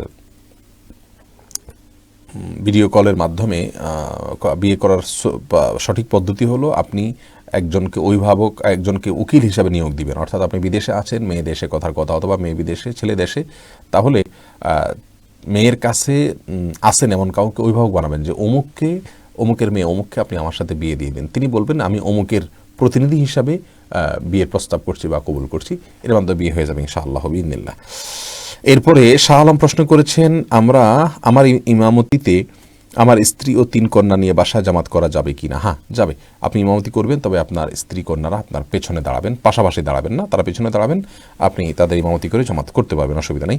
জান্নাতুল ফেরদাউস আপনি জানতে চেয়েছেন একবার কসম করে বারবার একই কসম ভাঙলে কতবার কাফারা দিতে হবে? অনেক উলামা ইকরাম বলেছেন যতবার ভাঙবেন একবারই কাফারা দিবেন, এরা স্কলারদের মত, অনেকের মত এটা। আবার এর বিপরীতে অনেক উলামা ইকরাম বলেছেন কসম যতবার করবেন ততবার আপনাকে কাফারা দিতে হবে। এই দ্বিতীয় মতটা অধিক আপনার সতর্কতামূলক, কিন্তু প্রথম মতটাও দলিল সমৃদ্ধ। খালেদ রহমান আপনি জানতে চেয়েছেন মাস্ক পরে সালাত পড়া যাবে কিনা? হ্যাঁ, বিশেষ করে এই পরিস্থিতিতে সাধারণ অবস্থাতে আপনি পড়তে পারতেন না, কারণ সালাত অবস্থায় মুখমণ্ডল ঢেকে রাখার অনুমোদন নেই। তবে এখন বিশেষ করে বিপদ থেকে আপনার করোনা ভাইরাসের সংক্রমণের যে ভয় আছে সেখান থেকে বাঁচার জন্য, আত্মরক্ষার জন্য মাস্ক পরলে অবশ্যই সেটা আপনার জন্য জায়েজ হবে, কোনো সন্দেহ নেই। লিপাক্তার এসকে আপনি জানতে চেয়েছেন তওবার কি কোনো খতম হয়? না, তওবার কোনো খতম হয় না। আল্লাহর কাছে আল্লাহর দিকে ফিরে আসা, অপরাধ থেকে সরে আসা, এটাই তওবা। আহসান হাবিব আপনি জানতে চেয়েছেন করোনা কি কিয়ামতের কোনো আলামত? হতেও পারে, কিয়ামতের আগে একটা বিশেষ মহামারী হবে। নবী সাল্লাল্লাহু আলাইহি ওয়াসাল্লাম বলেছেন যে ইন্না বাইনা ইয়াদাইস সাআতি সিত্তান আও কামা ক্বাল, বুখারী বর্ণনা, যে কিয়ামতের আগে 6টা ঘটনা ঘটবেই। তার ভিতরে একটা হলো তিনি বলেছেন মৌতি, আমার মৃত্যু, আর হলো ফাতহু বাইতুল মাকদিস, বাইতুল মুকাদ্দাস বিজয় হওয়া, আর একটা হলো মুতান, একটা গণমৃত্যুর ঘটনা ঘটবে। সেটা কেউ কেউ বলেছেন যে আমওয়াসের যে ইয়ে ছিল ওমর রাদিয়াল্লাহু তাআলার শাসন আমলে 18 হিজরিতে যে মহামারী ছিল, সেটাতে 25,000 সাহাবী লোক মারা গেছেন, সেটার কথা অনেকে বলেছেন। আমাদের এটাও হতে পারে, আবার পরবর্তীতে আসবে এমন কোনো আপনার কি বলে এটাকে, আপনার কোনো মহামারীও হতে পারে, এটা কিয়ামতের আলামত বলা যেতে পারে, কিন্তু নির্দিষ্ট করে আমরা ফিক্স করে বলতে পারবো নিশ্চিত করে যেটা কিয়ামতের আলামত কিনা। নিগার সুলতানা, কিয়ামতের আলামত সম্পর্কে একটা কথা জানতে হবে। নবী আলাইহিস সালাম কিয়ামতের আগে অনেক কিছু ঘটবে বলেছেন, তো অনেক ঘটনা আছে যে ঘটনাগুলো ফিক্স করা কঠিন। এটা নবী থাকলে ফিক্স তিনি করতে পারতেন। যেমন কথার কথা, কিয়ামতের আগে ভূমিধস ঘটবে। ভূমিধস তো অনেকই হচ্ছে পৃথিবীতে, এটা কি সেই ভূমিধস নাকি ভিন্ন কোনো ভূমিধস? আমরা নির্দিষ্ট করে বলতে পারবো না যে ভূমিধস হবে বলছে এই তো ভূমিধস হলো না। এই ভূমিধসের কথা আমি নবী আলাইহিস সালাম নাও করতে পারেন, বিধায় এই মহামারীকে আমি কিয়ামতের আলামত হিসেবে নির্দিষ্ট করে বলতে পারবো না। তবে হ্যাঁ, কিয়ামতের আগে ভয়াবহ আপনার মহামারী হবে এবং গণমৃত্যুর ঘটনা ঘটবে, এমনটি হাদিস দ্বারা পাওয়া যায়। সেটা বিশেষ কোনো মহামারীর কথা ইন্ডিকেট করা হয়েছে কিনা এবং সেটা আদৌ গেছে কিনা নাকি সামনে রয়েছে, এটা একমাত্র আল্লাহ তাআলা ভালো জানেন। নিগার সুলতানা জানতেছেন কিভাবে তওবা করে পাপ কাজ থেকে ফিরে আসা যায়, সে সম্পর্কে বিস্তারিত বলুন। নিগার, তওবা করে ফিরে আসার জন্য প্রথম কথা হলো গুনাহটা ছেড়ে দিতে হবে, গুনাহ ছেড়ে আমাদেরকে সরে আসতে হবে, এটা হলো প্রথম কাজ। এর পাশাপাশি দ্বিতীয় যে কাজটা হবে তা হলো আল্লাহর কাছে যে তওবা গুনাহ করেছি তার জন্য লজ্জিত হতে হবে, অনুতপ্ত হতে হবে। আর তৃতীয়ত হলো ভবিষ্যতে আমি কখনো করবো না সেজন্য সংকল্প করতে হবে। এই তিনটা জিনিস যদি আমরা করি তাহলে আমাদের তওবা হয়ে যাবে ইনশাআল্লাহ। বিইذনিল্লাহ তওবার জন্য শর্তগুলো। আর যদি কোনো মানুষের অধিকার নষ্ট করে থাকি, এরকম কোনো অপরাধ হয়, তাহলে সেখান থেকে তওবার জন্য আরেকটা জিনিস যোগ করতে হবে, তার কাছ থেকে মাপ চাওয়া অথবা তার অধিকার তাকে ফিরিয়ে দেওয়া। এই কাজটুকু করতে হবে, তারপর ইনশাআল্লাহ তওবা কবুল হবে। এরপরে প্রশ্ন করেছেন আব্দুল কাইয়ুম, জুমার নামাজ কি ঘরে পড়তে পারবো কতজন মিলে? জুমা যদি কোথাও আপনি এমন জায়গা থাকেন যেখানে জুমা নিষিদ্ধ থাকে, আপনারা কয়েকজন যদি থাকেন, একজন ইমামতি করলেন, 3 জন মুক্তাদি হিসাবে থাকলেন, তাহলে আপনি জুমার নামাজ পড়তে পারবেন, অসুবিধা নেই। তবে যদি জুমার নামাজ পড়তে গেলে সেখানে অনেক লোক সমাগম হয়, তাহলে যে জন্য নিষিদ্ধ করা হয়েছে সে বিষয়টি আবার দেখা দিচ্ছে কিনা সেটা আমাদের দেখতে হবে। প্রিয় দর্শক, নেটে বোধহয় ডিস্টার্ব করছে, আপনারা শুনতে পাচ্ছেন কিনা এবং আমাদের লাইভ যথাযথভাবে যাচ্ছে কিনা একটু মেহরবানি করে আপনারা জানাবেন। যে ডিস্টার্বটা আমরা দেখতে পাচ্ছি এটা ওভারকাম করে উঠা যায় কিনা একটু চেষ্টা করা হোক। আর যদি কোনোভাবে না কাটা যায় তাহলে আমরা ইনশাআল্লাহ এন্ডিংয়ে যে আবার নতুন করে লাইভে আসবো। আপনারা একটু মন্তব্যের ঘরে একটু জানান মেহরবানি করে যে আপনারা শুনতে পাচ্ছেন কিনা, কোনো অসুবিধা আপনারা দেখছেন কিনা। আলহামদুলিল্লাহ পারফেক্ট আছে বোধ হয়, আল্লাহর ভরসা। আমরা তাহলে কন্টিনিউ করছি ইনশাআল্লাহ। এরপরের প্রশ্ন দেখতে পাচ্ছি বোন ফাতেমা, আপনি জানতে চেয়েছেন মিথ্যা কথা বললে নাকি হায়াত কাটা যায়, এটা কি কোন হাদিস কতটা সত্য? মিথ্যা কথা বললে হায়াত কমে এরকম কোনো হাদিস আমার জানা নেই। তো মিথ্যা বলা ভয়াবহ অপরাধ, সেটি ভিন্ন বিষয়। জান্নাতুল ফেরদাউস, আপনি জানতে চেয়েছেন কেউ ইচ্ছাকৃত অপমান করলে, হিংসা করলে কিভাবে পানা চাইব? দেখুন, আমরা করোনা রিলেটেড প্রশ্নগুলো চাচ্ছিলাম, যারা প্রশ্ন দিচ্ছেন তারা বারবার বলছি যে এখানে শুধু করোনা রিলেটেড প্রশ্নগুলো দিবেন। এরপরে মিরাজ বিন আনোয়ার, আপনি জানতেছেন করোনা প্রতিরোধে অ্যালকোহল ব্যবহার করা যাবে না, গুরুত্বপূর্ণ একটি প্রশ্ন। অ্যালকোহল তো না, আমরা করোনার প্রতিরোধের জন্য আমরা যে হ্যান্ড স্যানিটাইজার ইউজ করে থাকি, আমরা জানি এখানে 50 বা 60% বা তারও কম বেশি অ্যালকোহল থাকে। এখন এই অ্যালকোহলযুক্ত আপনার হ্যান্ড স্যানিটাইজার আমরা ব্যবহার করলে এটা জায়েজ হবে কিনা? আমরা জানি অ্যালকোহল পান করা হারাম, যেহেতু সেটা নেশা সৃষ্টি করে। তো এই হ্যান্ড স্যানিটাইজারের ক্ষেত্রে এটা করা যাবে কিনা? এর উত্তর হলো করা যাবে। তার কারণ হলো কয়েকটি কারণ। প্রথম কথা হলো যে হ্যান্ড স্যানিটাইজারে যে অ্যালকোহল থাকে, এই অ্যালকোহলটা মুস্কির না, এটা নেশা উদ্রেককারী অ্যালকোহল নয়, এটা এক প্রকারের কেমিক্যাল যেটা আপনার বডি স্প্রে ইত্যাদিতে ব্যবহার করা হয়। এই কেমিক্যাল যদি কেউ খায় তাহলে বরং সে লোক মারা যাওয়ার আশঙ্কাও আছে। যার কারণে এই কেমিক্যালটি আপনার যেই নেশা জাতীয় পানীয় অ্যালকোহল সেটার থেকে ভিন্ন, অর্থাৎ এটা অ্যালকোহল হলেও এটার প্রকৃতি সম্পূর্ণ ভিন্ন।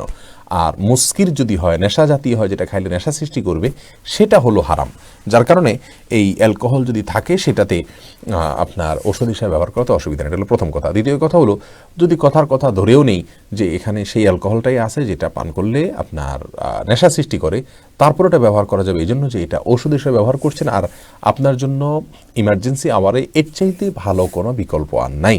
যার কারণে আমরা ঔষধ হিসাবে কিন্তু এ ধরনের মানে নিষিদ্ধ হলেও সেই বস্তুকে ব্যবহার করা যায় যদি তার চাইতে কোনো ভালো বিকল্প না থাকে, তাহলে এমত অবস্থায় আমরা ওষুধ হিসেবে এটা ব্যবহার করতে পারি।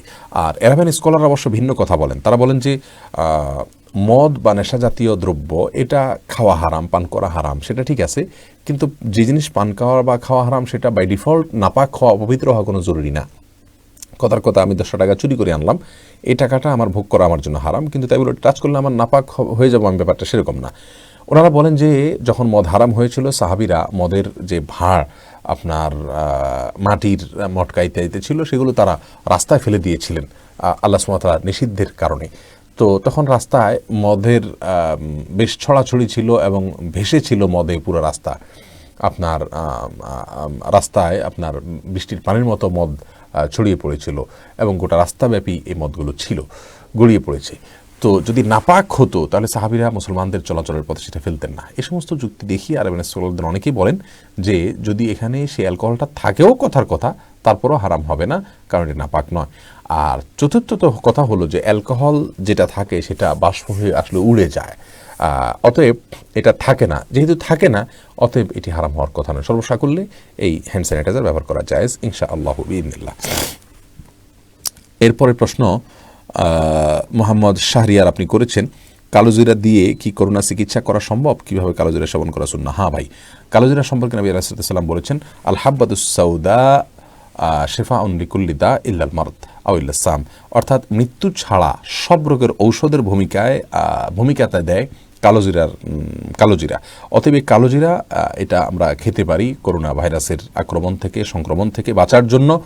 এটা খাওয়ার জন্য নির্দিষ্ট কোনো সংখ্যা ঠিক করা হয় নাই, সকাল বিকাল সন্ধ্যা যত বেশি সম্ভব সরাসরি কালোজিরা খেলাম, অথবা তার তেল খেলাম, চাবিয়ে খেলাম, অথবা ভর্তা বানিয়ে খেলাম বেশি পরিমাণে। তবে সবচাইতে পিওর যদি সরাসরি কালোজিরাটা খাওয়া যায় সে সবচাইতে ভালো, সরাসরি হাদিসে সেটার কথাই বলা হয়েছে। অতএব আমরা একটু একটু করে সেটা খেতে পারি সকাল সন্ধ্যা দিনে রাতে যখন সুবিধা হয় তখন। আল্লাহ তাআলা তৌফিক দান করুন। এরপরের প্রশ্ন যেটা আমি দেখতে পাচ্ছি সেটা হলো KHM মাইনুল ইসলাম জানতে চেয়েছেন, কেউ যদি এভাবে পড়ে আল্লাহুম্মা ইন্নী আউযুবিকা মিন আযাবিল আসকাম, তাহলে কেমন হবে? করোনা ভাইরাস থেকে বাঁচার জন্য কেউ যদি এভাবে পড়েন, আল্লাহ ওর বিভিন্ন রোগ বালাইর শাস্তি থেকে আপনার কাছে আমি আশ্রয় চাই, এরকম যদি কোনো আল্লাহর বান্দা পড়েন, তাহলে আমরা বলবো যে এটা তার নিজের বানানো দোয়া। রাসূল করিম সাল্লাল্লাহু আলাইহি সাল্লামের বানানো দোয়াগুলো পড়া সবচাইতে উত্তম। আর তাছাড়া এটাকে আপনি আযাব এটা নির্দিষ্ট করে এইভাবে বলাটাও সুন্দর হয় না। বিধায় আপনি মিন সাইয়্যিল আসকাম হাদিসে যে ভাষ্য সেটা যদি উল্লেখ করেন, আল্লাহুম্মা ইন্নী আউযুবিকা মিন সাইয়্যিল আসকাম, এভাবে পড়তে পারেন, আযাবিল আসকাম না দিয়ে, তাহলে হাদিসের সাথে মিল থাকে, সামঞ্জস্য থাকে। ইমাম হোসেন জানতে চেয়েছেন তারাবি সালাত প্রসঙ্গে, আমরা এই বিষয়ে প্রশ্ন আজকে উত্তরে যাচ্ছি না। মোহাম্মদ মাহফুজুর রহমান জানতে চেয়েছেন মাস পরে সিজদা দেওয়া যাবে কিনা? যাবে, একটু আগেই বলেছি, আপনি শুনে নেবেন সেটা। এতে নাক জমিন স্পর্শ হয় না। হ্যাঁ, নাকের উপরে শুধুমাত্র একটা কাপড় থাকে, হয়ে যাবে ইনশাআল্লাহ বিদিনা, যেহেতু আমাদের বিশেষ অবস্থা, আজ-জরুরাতু তুবিহুল মাহজুরাত, বিশেষ কোনো প্রয়োজন হলে সেক্ষেত্রে নিষিদ্ধ বিষয়ে অনুমোদিত হয়। আপনি মাস পরে সিজদায় সালাত হয়ে যাবে ইনশাআল্লাহ বিদিনিল্লাহ। মোহাম্মদ তাহরিক আপনি জানতে চেয়েছেন আজানের বাক্য যে বদলানো হচ্ছে তা কি ইসলাম সম্মত? হ্যাঁ, বুখারীর 666 নম্বর হাদিস থেকে স্পষ্টভাবে প্রমাণিত। আল্লাহ নবী সাল্লাল্লাহু আলাইহি ওয়াসাল্লামের একজন সিনিয়র সাহাবী আব্দুল ইবনে ওমর রাদিয়াল্লাহু তাআলা আনহু, তিনি নিজে আজান দিয়েছেন এবং আজানের সময় তিনি আজানের পরে তিনি বলেছেন যে তোমরা যার যার বাসায় সালাত পড়িও। আবার আব্দুল্লাহ আব্বাস রাদিয়াল্লাহু আনহুর হাদিস দ্বারা জানা যায় যে তিনি আজানের মধ্যেই বলেছেন যার যার বাসায় তোমরা সালাত আদায় করো। তো এই জন্য আপনার এই সমস্ত হাদিসগুলোকে সামনে রাখলে আমরা দেখি আজানের বাক্যের ভিতরে পরিবর্তন করা বা আজানের শেষে বিশেষ বাক্য বলে মানুষকে বাসায় সালাত আদায় করতে বলা, এটা সাহাবীদের দ্বারা বর্ণিত এবং তারা বলেছেন রাসূল করিম সাল্লাল্লাহু আলাইহি ওয়াসাল্লাম থেকেও এটি বর্ণিত, এটি নতুন কিছু নয়। রাবে আহমেদ জানতে চেয়েছেন আজোয়া খাওয়ার কথা বলেছিলেন, আজোয়াটা কি? বোন, আজোয়া হলো একটা খেজুর বিশেষ, অনেক দামি, আপনার কম দামেরও পাওয়া যায়। এটা কমপক্ষে বাংলাদেশি টাকা হয়তো 1000 টাকায়, বাংলাদেশি মুদ্রা 1000 টাকা এবং 1500-2000 টাকাও কেজি হয়। 60টা করে আজোয়া খেজুর, এই প্রজাতির খেজুর খাওয়া বাংলাদেশেও পাওয়া যায় অনেক শপে, কালো হয়, সম্পূর্ণ কুচকুচে কালো এবং গোল গোল টাইপের হয় সাধারণত খেজুরগুলো। এগুলো খেতে বলেছিলাম। এগুলোর বাইরে আপনি কালো জিরাও খেতে পারেন, সেটাও মৃত্যু ছাড়া সব রোগের জন্য ঔষধ। নীলুফার সুলতান আপনি জানতে চেয়েছেন বাংলাদেশে যে ইটালি বা চীন থেকে প্রবাসীরা গেল, তারা দেশে না গেলে কি দেশে করোনা ভাইরাস যেত না? একটু বলেন। বোন নীলুফার, করোনা ভাইরাস আসতো দেশে, কিন্তু তারা এসে গুনাহ করেছেন। কারণ নবী সাল্লাল্লাহু আলাইহি ওয়াসাল্লাম বলেছেন কোনো জায়গায় যখন কোনো প্রকার মহামারী দেখা দেয় তখন তোমরা সেখান থেকে বের হয়ে অন্য কোথাও যাবে না। তারা নবী সাল্লাল্লাহু আলাইহি ওয়াসাল্লামের নির্দেশকে লঙ্ঘন করেছেন, সেজন্য তারা গুনাহগার হবেন। আর দ্বিতীয়ত হলো একজন মানুষের হায়াত শেষ, তাই তিনি মারা গেছেন, কিন্তু আপনি তাকে খুন করে মৃত্যুতে সহায়তা করলেন, তাহলে আপনি যে খুন করতে উদ্যত হলেন এই জন্য আপনি অপরাধী হবেন। তার হায়াত শেষ হয়েছে সেটা ভিন্ন কথা, বাট আপনি খুন করার জন্য যা দরকার সেই উপকরণ গ্রহণ করেছেন, সেই এইম নিয়েছেন, অ্যাটাম্প নিয়েছেন, চেষ্টা করেছেন, আর এটা করে আপনি অপরাধ করেছেন, আল্লাহ তাআলার নিষেধাজ্ঞা অমান্য করেছেন, এই জন্য আপনি অপরাধী। অতএব এটা ঠিক যে বাংলাদেশের মানুষের এই করোনা ভাইরাসে যা হওয়ার ছিল তা হতোই, কিন্তু আল্লাহ সুবহানাহু ওয়া তাআলা আমাদেরকে নিজে হাতে ধরে কোনো মানে বিপদ ডেকে আনতে বলেননি। আমার নসিবে যেটা আছে সেটা আসবে, এটা বিশ্বাসের জায়গা, কিন্তু কর্মের জায়গাটা ভিন্ন। আমরা আলোচনার শুরুতেই বলেছি, একটা হলো এখানে আকীদার বিষয়, একটা হলো আমলের বিষয়, একটা হলো কর্মের বিষয়, একটা হলো বিশ্বাসের বিষয়। বিশ্বাস হলো আল্লাহ যা নসিবে রেখেছেন তার বাইরে কিছুই হবে না, আর কর্মের বিষয় হলো আমাকে সতর্কতার সর্বোচ্চ পদ্ধতি অবলম্বন করতে হবে। বিধায় আমাদের যে সমস্ত ভাইরা আসছেন তারা কাজটা ভুল করেনি, আল্লাহ তাআলা তাদেরকে ক্ষমা করুন, নিরাপদে রাখুন। এমডি এবি শহীদ আপনি জানতে চেয়েছেন করোনা নিহত ব্যক্তিদের আগুনে দিয়ে কেন পোড়ানো হবে। হ্যাঁ, এ বিষয়ে আমরা ইনশাল্লাহ আজকে কথা বলবো, আল্লাহ চাহেন তো। করোনায় আক্রান্ত ব্যক্তিদেরকে আগুনে পুড়িয়ে তাদেরকে ভস্ম করে ফেলানোর যে প্রস্তাব কোনো কোনো মিডিয়া থেকে দেওয়া হচ্ছে, এই প্রস্তাবকে আমরা তীব্রভাবে আমরা প্রত্যাখ্যান করছি, তীব্রভাবে বিরোধিতা করছি, এবং আমরা মনে করি যে লাশ যদি মাটিতে দাফন করা হয় তাহলে সেক্ষেত্রে তার এই ভাইরাসটা সংক্রমিত হওয়ার আশঙ্কা থাকে না।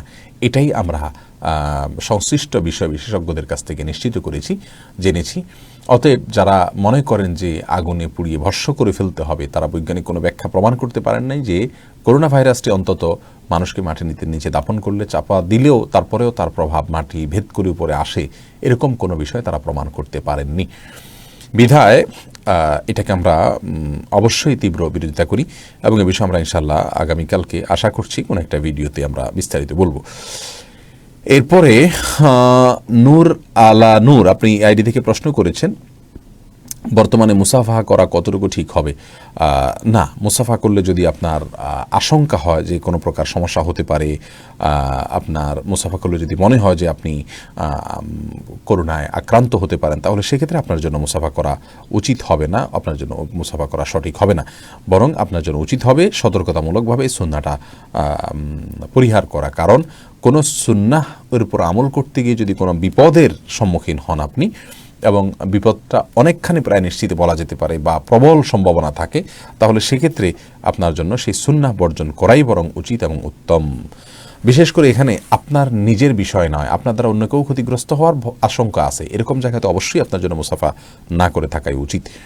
এরপরে সুরাইয়া সুমি আপনি প্রশ্ন করেছেন, বাবা মা দুজনেরই ইনকাম হারাম হলে সন্তানের ইবাদত কবুল হবে কি। বাবা মার উপার্জন যদি হারাম হয়, সন্তান যদি ছোট হয়, তাদের উপর ডিপেন্ডেন্ট হয়, তার যদি কিছু করার না থাকে, ইনশাআল্লাহ তার দায় তা সে বহন করবে না, তার ইবাদত কবুল হবে। কিন্তু তার যখন উপার্জনের ক্ষমতা হবে তখন তার উচিত হবে বাবা মার উপরে ডিপেন্ডেন্ট না হয়ে নিজে কিছু করার চেষ্টা করা।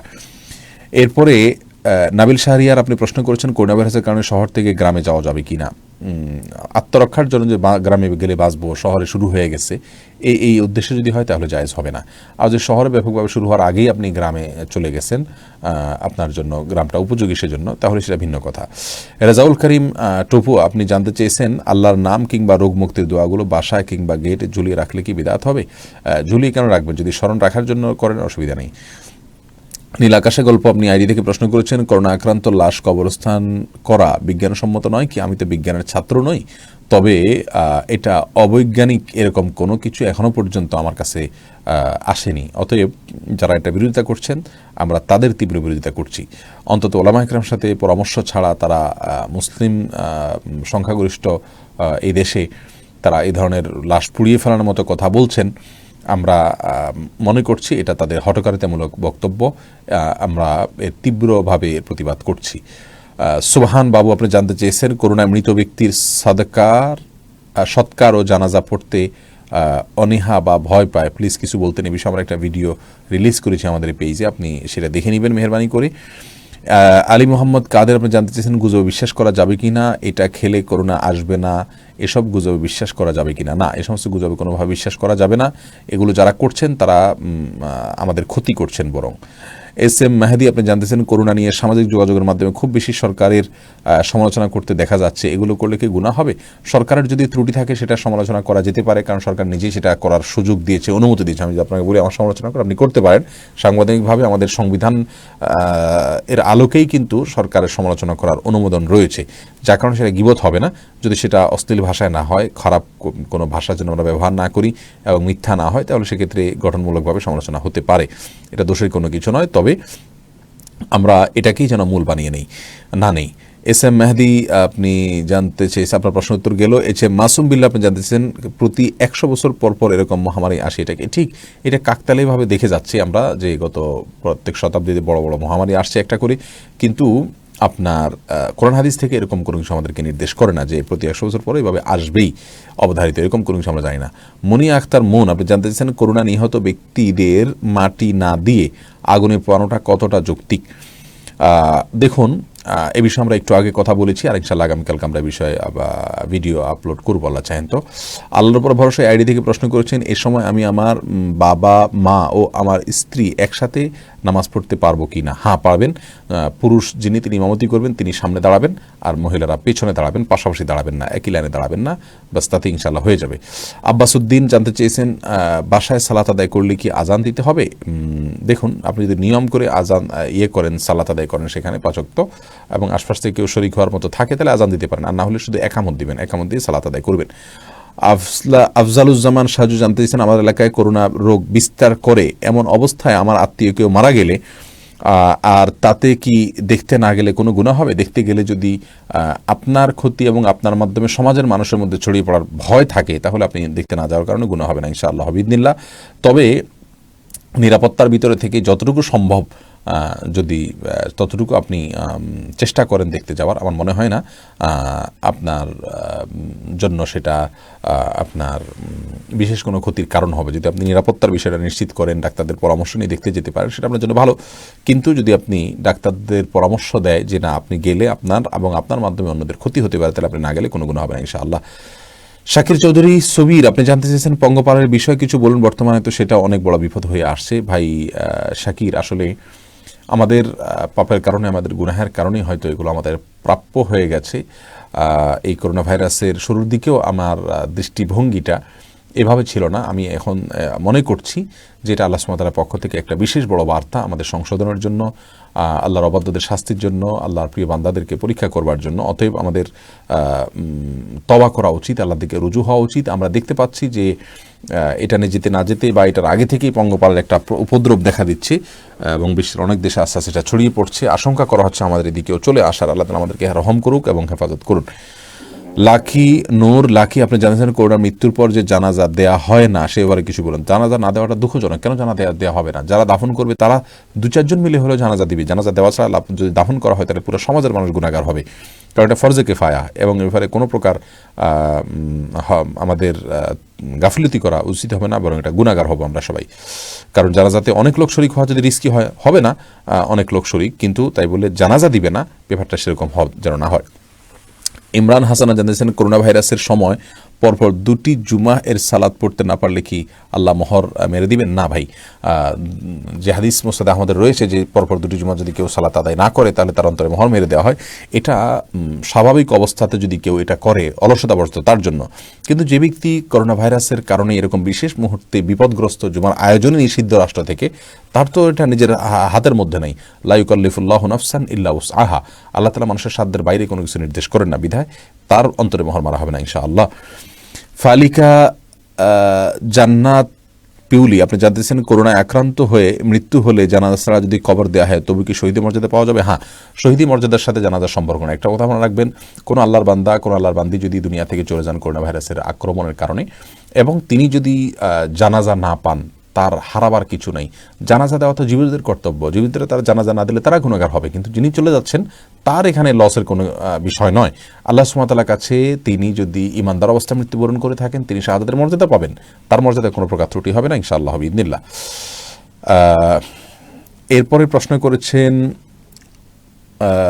মাহসানুল ইসলাম নির্ঝর আপনি জানতে চাচ্ছেন ইসলামে রোগ সংক্রমণ নিয়ে কী বলে, আমরা একটু আগেই বিস্তারিত বলেছি, মেহরবানি করে সেটা একটু আপনি শুনে নেবেন। মরু সাইমন আইডি থেকে প্রশ্ন করেছে, করোনা রোগীর সেবা করলে কি করোনা আক্রান্ত হওয়ার সম্ভাবনা আছে?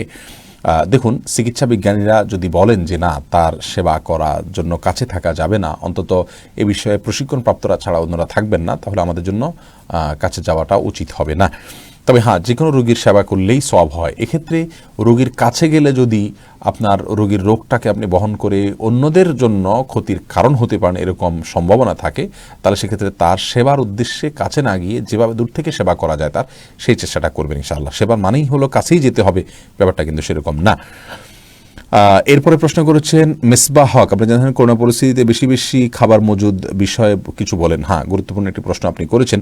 দেখুন, প্রয়োজনীয় খাবার আপনি মজুদ রাখতে পারেন, প্রয়োজনীয় খাবার আপনি রাখতে পারেন, কিন্তু একটি জয়ীফ হাদিস দ্বারা জানা যায় 40 দিনের বেশি যদি কেউ খাবার মজুদ করে তাহলে সেক্ষেত্রে সেই ব্যক্তির ব্যাপারে আল্লাহ তাআলার কোনো জিম্মাদারি নেই, আল্লাহ তাআলার পক্ষ থেকে একটা সাবধান বানিয়ে আসছে। যদিও এই হাদিসটাকে মুহাদ্দিসিন ইকরাম জয়ীফ বলেছেন এবং এটি বিশুদ্ধ সূত্রে প্রমাণিত নয়, কিন্তু জয়ীফ হলেও এখান থেকে একটা ছোট বার্তা আমরা পাই। আর তাছাড়া এটা ইমানদারের ইমানের সঙ্গে যায় না যে দীর্ঘমেয়াদী খাবার আপনি মজুদ করলেন, বিশেষ করে আমাদের দেশের মতো গরিব দেশে, যেখানে আপনি অনেক বেশি মজুদ করার ফলে বাজারে ক্রাইসিস সৃষ্টি হবে এবং গরিব মানুষরা তাদের নিত্য প্রয়োজনীয় খাবারটাও কিনতে পারবেন না। অতএব এটা ইমানের সঙ্গে অন্তত যায় না। আপনি কিনেন, সেটা সহনীয় পর্যায়ে থাকুক এবং অন্যদের কথাও মাথায় রাখুন এবং আশপাশে গরিবদের জন্য সম্ভব হলে কিনুন, তাদেরকেও সাহায্য করুন। আজকাল আমরা যেভাবে খাবারের পাহাড় দিয়ে ফেলছি বাসা বাড়িতে, মনে হয় 2-4 মাস 6 মাস ধরে আমি আটকা পড়ে যাবো, আমি মরবো না। মনে রাখবেন, এই খাবার যে আপনি খেয়ে মরতে পারবেন তার গ্যারান্টি আপনাকে কে দিয়েছে? এজন্য এটা সুস্থ কোনো এক্সারসাইজ নয়। আল্লাহ তাআলা আমাদেরকে হেদায়েত দান করুন। আমরা একেবারে লাইভের শেষের দিকে প্রিয় দর্শক, আর কয়েকটা প্রশ্ন দিয়ে আমরা শেষ করছি, যেগুলো আমার সামনে আছে এগুলো দিচ্ছি।